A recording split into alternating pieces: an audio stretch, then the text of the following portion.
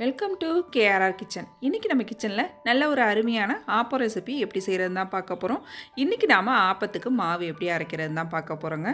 இன்றைக்கி நம்ம அரைக்க போகிற மாவில் பார்த்திங்கன்னா சோடா உப்போ ஈனோவோ எதுவுமே சேர்க்க போகிறது கிடையாது. வெறும் அரிசி உளுந்து மட்டும் வச்சு நல்லா இது போல் சாஃப்டான ஆப்பம் எப்படி செய்கிறது தான் பார்க்க போகிறோம். இந்த ரெசிபி பார்க்குறதுக்கு முன்னாடி நம்ம சேனலை இன்னும் சப்ஸ்கிரைப் பண்ணலைன்னா சப்ஸ்கிரைப் பண்ணி வச்சுக்கோங்க. கூடவே பெல் சிம்பிள் ப்ரெஸ் பண்ணி ஆளுங்கிற ஆப்ஷனையும் ப்ரெஸ் பண்ணி வச்சுக்கோங்க. அப்போ தான் நான் போடுற வீடியோஸ் எல்லாம் உங்களுக்கு தொடர்ந்து நோட்டிஃபிகேஷனில் உடனுக்குடனே கிடச்சிட்டு இருக்கும்.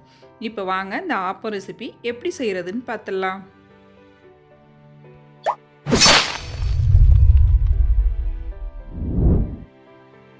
இப்போ ஆப்பம் செய்கிறதுக்கு நம்ம ஃபஸ்ட்டு அரிசி உளுந்து ஊற வச்சுக்குவோம். அதுக்கு பார்த்திங்கன்னா 1 டம்ளர் அளவுக்கு இட்லி அரிசி எடுத்திருக்கேன். இந்த இட்லி அரிசி பார்த்திங்கன்னா கடையில் வாங்கினது தான். இதுக்கு பதிலாக நீங்கள் ரேஷன் அரிசி கூட எடுத்துக்கலாம். அதுலேயும் ஆப்பம் நல்லாவே வரும். அளவுகள் மட்டும் நான் சொல்கிறது போல் ஊற வச்சுக்குங்க. 1 டம்ளர் புழுங்கல் அரிசி எடுத்திருக்கேன். அதே போல் 1 டம்ளர் அளவுக்கு பச்சரிசி, இதுவுமே நீங்கள் ரேஷன் பச்சரிசி கூட எடுத்துக்கலாம். நான் ரெண்டுமே இன்றைக்கி கடையில் வாங்கின அரிசி தான் யூஸ் பண்ணியிருக்கேன். அதே டம்ளரால் அரிசி எடுத்து அதே டம்ளரால் பார்த்திங்கன்னா 1/4 டம்ளருக்கு கொஞ்சம் கம்மியாக போட்டுக்குங்க போகிறோம். நம்ம கையால் அப்படி ஒரு கையை அள்ளினீங்கன்னா போகிறோம். உளுந்து அதிகமான அளவு சேர்க்கக்கூடாது. ஆப்பத்துக்கு கம்மியாக தான் நம்ம உளுந்து சேர்க்கணும். இந்த அளவு சேர்த்திங்கன்னா போகிறோம். 1/4 டம்ளருக்கும் கம்மியாக சேர்த்துக்குங்க. இதிலே ஒரு 1/2 டீஸ்பூன் அளவுக்கு வெந்தயம் சேர்த்து நல்லா ஒரு 2-3 தடவை கழுவி எடுத்துக்குங்க. இப்போ நல்லா அரிசியை இது போல் தேய்ச்சி ஒரு 2-3 தடவை கழுவி எடுத்துக்குவோம்.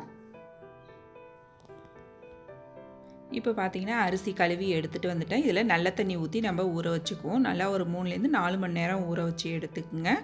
நல்லா ஊறட்டும். ஒரு தட்டு போட்டு மூடி வச்சுருங்க. இதில் பார்த்திங்கன்னா நம்ம எல்லா அளவுமே ஒரே டம்ளரால் தான் அளக்கணும். எதில் நீங்கள் அரிசி எடுக்கிறீங்களோ அதாலே அளந்துக்குங்க. 1/4 கப் அளவுக்கு அவல் எடுத்திருக்கேன். இந்த அவல் பார்த்திங்கன்னா நம்ம அரைக்க போகிறதுக்கு ஒரு 10 நிமிஷத்துக்கு முன்னாடி ஊற வச்சோம்னா போகிறோம். இந்த அவலுக்கு பதிலாக நீங்கள் வடித்த சாதம் இருந்தால் கூட சேர்த்து அரைக்கலாம். அதுவும் நல்லாயிருக்கும். அவல் சேர்த்து அரைக்கும் போது இன்னுமே நல்லாயிருக்குங்க. அதனால் நான் அவல் எடுத்து வச்சுருக்கேன். இப்போ இந்த அவல் பார்த்திங்கன்னா ஊற வச்சு எடுத்துக்கிறேன். மாவு அரைக்க போகிறதுக்கு ஒரு 10 நிமிஷத்துக்கு முன்னாடி தான் ஊற வச்சுருந்தேன். இப்போ நல்லா ஊறி வந்திருக்கு. அதே போல் பாருங்கள், அரிசி உளுந்தும் நல்லாவே ஊறி வந்துருச்சு. இப்போ நம்ம மாவு அரைச்சி எடுத்துக்குவோம். கிரைண்டரில் சேர்க்கும் போது பார்த்திங்கன்னா ஃபஸ்ட்டு அவலை சேர்த்து ஒரு 2 செகண்ட் ஓட விட்டுட்டு அதுக்கப்புறம் அரிசியை சேர்த்து விடுங்க.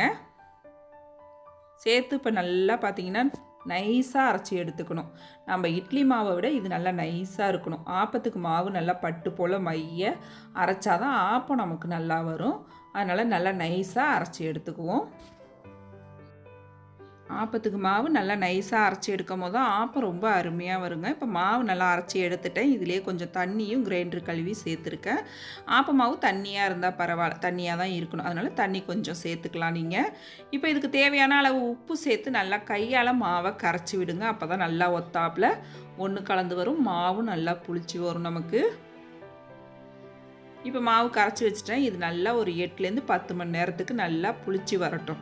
ஆப்பத்துக்கு மாவு நல்லா புளிச்சு வரும்போது தான் டேஸ்ட்டு ரொம்ப அருமையாக இருக்குங்க. இப்போ மாவு புளிக்கட்டும். அதுக்கப்புறம் நம்ம ஆப்பம் எப்படி செய்கிறதுன்னு பார்ப்போம். இப்போ பாருங்கள், மாவு நல்லா புளிக்க வச்சு எடுத்துக்கிட்டேன். ஒரு 10 மணி நேரத்துக்கு மேலேயே ஆயிடுச்சு. மாவு நல்லா புளிச்சிடுச்சு. நல்லா கலந்து விட்டுக்கிறேன். இன்றைக்கி நம்ம எல்லா மாவும் ஆப்பம் செய்ய போகிறதில்ல. எந்த அளவுக்கு உங்களுக்கு தேவையோ அந்த அளவுக்கு மட்டும் ஒரு பாத்திரத்தில் மாவு எடுத்து வச்சுக்கோங்க. நம்ம எல்லா மாவையும் சேர்த்து கரைக்கக்கூடாது. ஆப்பம் எந்த அளவுக்கு ஊற்ற போகிறோமோ அதுக்கு தகுந்த அளவு மாவு எடுத்துக்குவோம். நான் இப்போ இந்த குண்டானில் கொஞ்சமாக மாவு எடுத்துக்கிறேன்.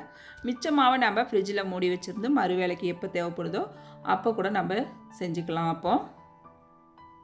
இப்போ இந்த மாவில் பார்த்திங்கன்னா 1 டேபிள் ஸ்பூன் அளவுக்கு சீனி சேர்க்குறேன். இந்த சீனி ஆப்பத்தில் சேர்த்து செய்யும் போது பார்த்திங்கன்னா ஆப்பம் நல்லா செவந்து வரும். இன்னொன்று டேஸ்ட்டு ரொம்ப எடுத்து கொடுக்குங்க. சூப்பராக இருக்கும். மொறுமொறுப்பு தன்மையும் கொடுக்கும் நமக்கு ஆப்பத்தில். இதில் பார்த்திங்கன்னா தண்ணிக்கு பதிலாக நம்ம தேங்காய் பால் சேர்த்து தான் ஆப்ப மாவு கரைக்கணும். நல்லா திக்கான தேங்காய் பாலாக சேர்த்து மாவை கரைச்சிக்கிறேன். இந்த மாவோட பக்குவம் பார்த்திங்கன்னா நம்ம தோசை மாவை விட இது நல்லா இன்னும் தண்ணியாக இருக்கணும். அப்போ தான் ஆப்பம் ஊற்றுறதுக்கு நல்லா வரும் நமக்கு. அதனால் மாவை நல்லா இந்த அளவுக்கு தண்ணியாக கரைச்சி எடுத்துக்குங்க. நீங்கள் மாவு அரைக்கும் போது இளநீ இருந்தால் கூட அதில் உள்ள தண்ணியை ஊற்றி கூட மாவு அரைச்சி எடுத்துக்கலாம். இன்னும் ஆப்பத்துக்கு டேஸ்ட்டு சூப்பராக இருக்குங்க.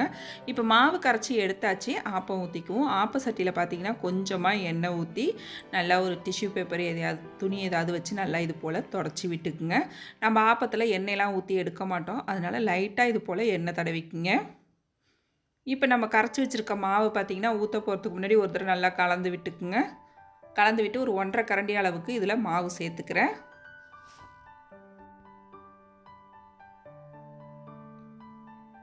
இப்போ மாவு சேர்த்து நல்லா சுற்றி விடும். ஓரங்கள் ஃபுல்லாக நல்லா சுற்றி விடுங்க.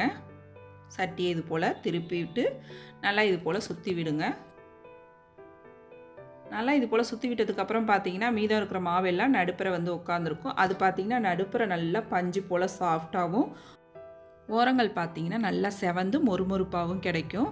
ஆப்பம் பாருங்கள் ஊற்றினோடனே நிறைய இது போல் நிறைய ஹோல்ஸ் வரணும். இப்படி வந்ததுனா தான் ஆப்ப மாவு கரெக்டான பக்குவத்தில் ரெடி பண்ணியிருக்கீங்கன்னு அர்த்தம். இப்போ இதை வந்து ஒரு மூடி போட்டு அடுப்பு தீயை குறைச்சி வச்சு வேக வைக்கணும் ஆப்பத்தை. அப்போ தான் நல்லா ஓரங்கள் செவந்து உள்ளேயும் நல்லா வெந்து வரும். அடுப்பு தீயை குறைச்சி வச்சு வேக வச்சு எடுத்துக்குவோம். இப்போ பாருங்கள் நம்மளோட ஆப்பம் எவ்வளோ சூப்பராக அருமையாக வெந்து வந்திருக்கு பாருங்கள். ஓரங்கள் நல்லா செவந்து நடுப்புற பாருங்கள் எந்த அளவுக்கு நல்லா சாஃப்டாக. இந்த அளவுக்கு ஆப்பம் இருந்தால் தான் சாப்பிட்றதுக்கு ரொம்பவே அருமையாக இருக்குங்க. இதே போல் மீதம் இருக்கிற மாவு எல்லாத்தையும் நம்ம ஊற்றி எடுத்துக்குவோம். எல்லா ஆப்பமுமே பார்த்திங்கன்னா இதே போல் ரொம்ப அருமையாக வருங்க. நான் இன்றைக்கி சொன்ன அளவுகளோட நீங்கள் இந்த ஆப்ப மாவு அரைச்சிங்க அப்படின்னாக்கா நம்ம வந்து பேக்கிங் சோடாவோ இல்லை ஈனோவோ எதுவுமே சேர்க்க வேணாங்க. இந்த மெஷர்மெண்ட்டில் மாவு அரைச்சி ஊற்றணுன்னா அப்படின்னாலே நல்ல அருமையான ஆப்பம் கிடைக்கும். நீங்களும் நான் இன்றைக்கி சொன்ன அளவுகளோடு அந்த ஆப்ப ரெசிப்பியை செஞ்சு பாருங்கள். செஞ்சு பார்த்துட்டு எப்படி இருக்குன்னு எனக்கு கமெண்ட் பண்ணுங்கள். என்னோட இந்த ரெசிபி பிடிச்சிருந்ததுன்னா லைக் பண்ணுங்கள், ஷேர் பண்ணுங்கள். மறக்காமல் நம்ம கேஆர்ஆர் கிச்சனை சப்ஸ்கிரைப் பண்ணி வச்சுக்கோங்க. நாளைக்கு வேறொரு ரெசிபியோடு சந்திப்போம். தேங்க்ஸ் ஃபார் வாட்சிங்.